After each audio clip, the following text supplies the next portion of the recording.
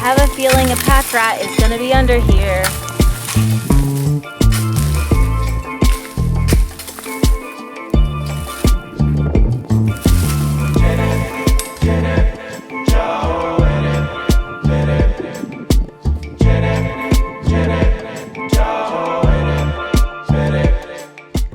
I just flew the drone overhead the front of my property, the front property line.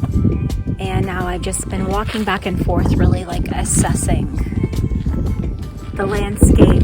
I want to move some boulders. There's lots of boulders around. I want to move some boulders to protect the front of my property. So I'm walking it, assessing it, visualizing it, and designing it all in my head, trying to design it. For some reason, it's been challenging for me, like more challenging than usual. I usually have pretty clear vision, how I want things to look. And this one, so-so. Nobody's gonna... No, but really, are you okay with me filming us working? That's fine. Because you can say no. Okay, thank you. Okay, everyone, it is the most exciting day ever. Introducing you to El Gato. Hello guys, how you doing? Felix. He is the OG. He is really so special to me out here at my 20 acres. The first landscaper, the first worker I ever hired right here, and really the first person that showed me you have to surround yourself with people who believe in your vision and believe in what you're creating. And even if it's tough and it's hard and other people will say, we don't know how to do that, or, oh, it's gonna require this and that. You gotta surround yourself with can-do attitudes like this guy. So Felix is the first person I ever said, hey, I need you to do this, but actually I would like to work alongside you and I would like to learn. And he said, let's do it, sure. And he's taught me like almost everything I know. So today we are going to clean up the landscaping on the front of my property.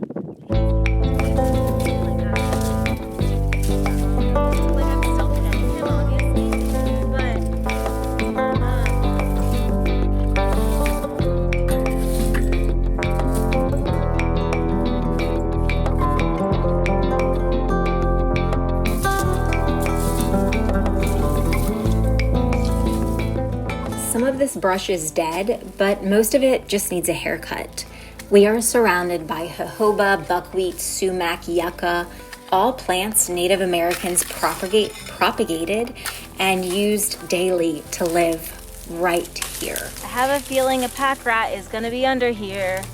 So it is an honor to bring these native plants back to life. Felix and I trimmed and pruned some trees a year ago, and wow, color in a lush green fashion is back to the property. It's very satisfying taking out dead brush.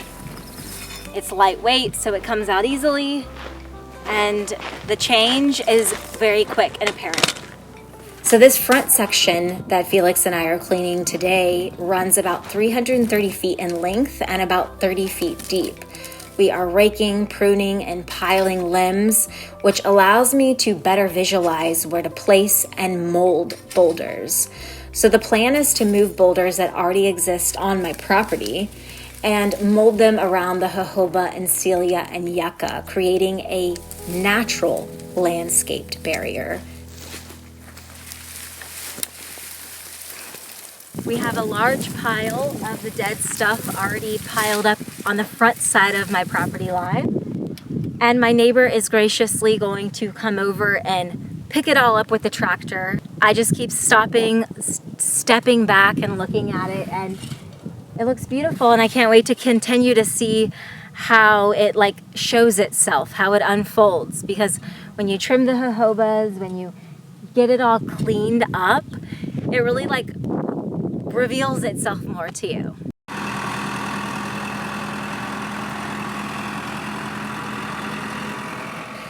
This boulder project, it is the hardest trigger I have resisted to pull project-wise. I have been wishy-washy the past year and a half. Literally the past year and a half, I've had this clear vision of boulders stacked and scattered with color blooming around and in between the granite.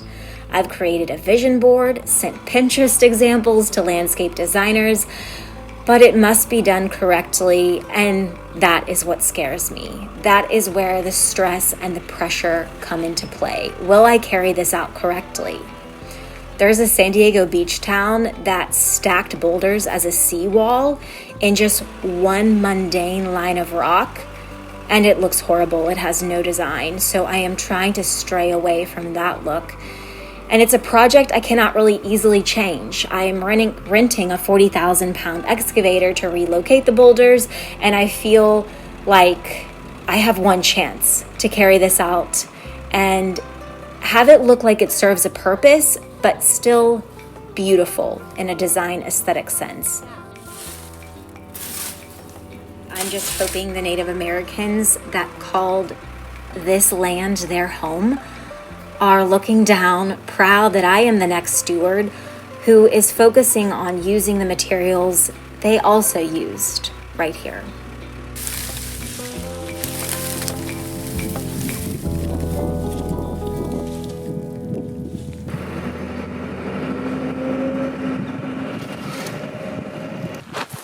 Looks better, huh? Looks so good. Okay, we got one row done. We started on the second row, and then we went over to my neighbor's house who is clearing out the house. Long story, but essentially they're throwing a lot of stuff in the dumpster. And we kind of scored with a few things, including 2 futons over there. All I have to do is buy some outdoor cushions on Amazon, and we got ourselves outdoor seating, 2 outdoor sofas. So I'm real happy. We spent about 2.5 hours over there, so it did take away from our landscaping. I was a little sad about that, but in the end, it's all good. We have a lot of things we're grateful for. It is day 2 of clearing out the front of dead debris, landscaping the area, bringing out the native plants for our boulder project. Yesterday we got 1 row done, started on the second row, got a little distracted by going over to my neighbor's house, but we had a really good day. We scored some really good items for underneath the pergola. And now, yeah, we're just gonna continue pruning and trimming away. And I forgot to say this, you'll see Band-Aids in between my thumbs because I have really bad blisters now. It took the layer of my skin off just raking last time. I guess I haven't done a lot of raking and haven't built up those calluses in a while, so gotta protect my raw skin now.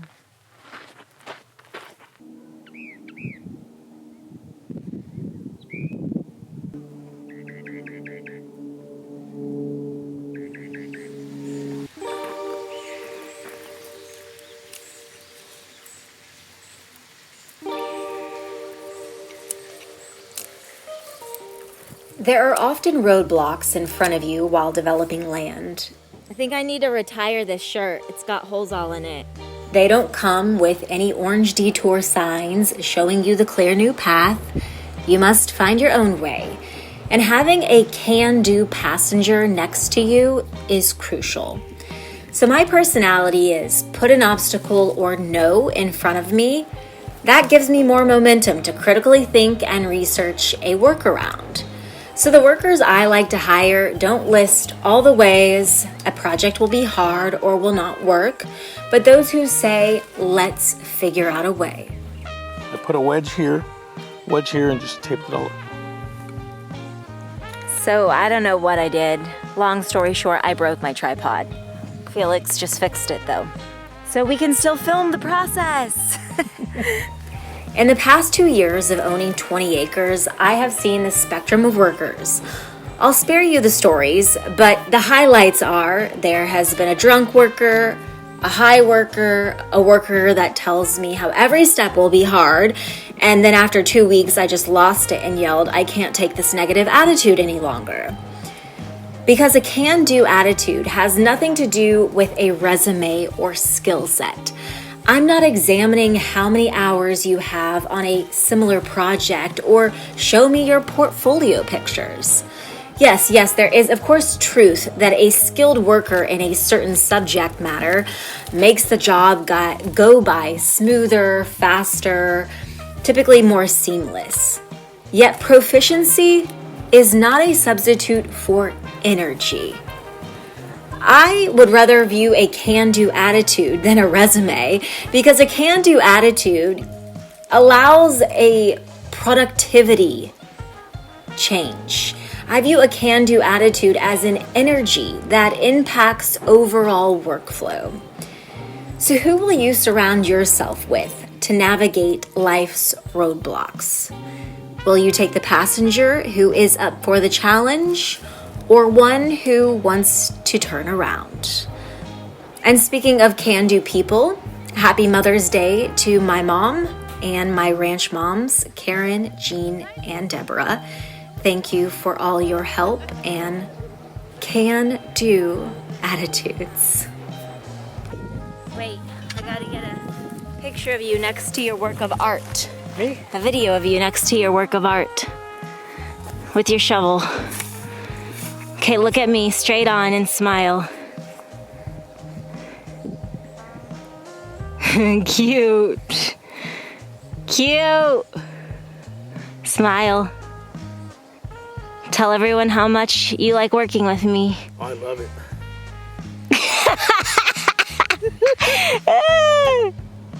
Okay, we finished the front, the landscaping. Now I just have to have my neighbor come over with his tractor so we can pick up the large piles of debris. And then I can't wait to show you the reveal.